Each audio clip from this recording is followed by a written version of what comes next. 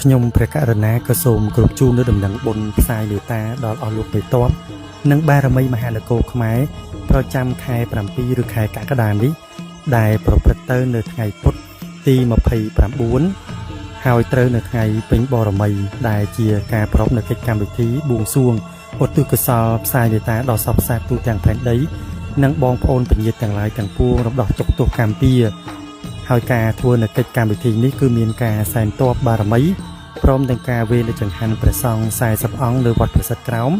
និងការបំពេញបុណ្យតក្កណានុប្រទានដើម្បីជាការឧទ្ទិសផ្សាយបុណ្យដោយធម្មពលចិត្តនិងការផ្សាយមេត្តារួមពញាតិបងប្អូនទាំងក្នុងទឹកដីប្រសិទ្ធិនិងបងប្អូនទាំងចិត្តទាំងឆ្ងាយទាំងអស់ដូច្នេះក៏សូមគោរពអញ្ជើញបងប្អូនទាំងអស់គ្នាចូលរួមដែលខ្ញុំប្រកាសណាបានរៀបចំនៅកិច្ចកម្មវិធីនេះនៅថ្ងៃទី29នៅទីតាំងអាស្រមទឹកដីចិត្តនិងភ្នំប្រសិទ្ធដូច្នេះសូមបងប្អូនចូលរួមមកដល់ទីតាំងផ្ទាល់ក៏បានឬអាចចាប់មគ្គផលតាមសទ្ធាជ្រះថ្លារៀងៗខ្លួន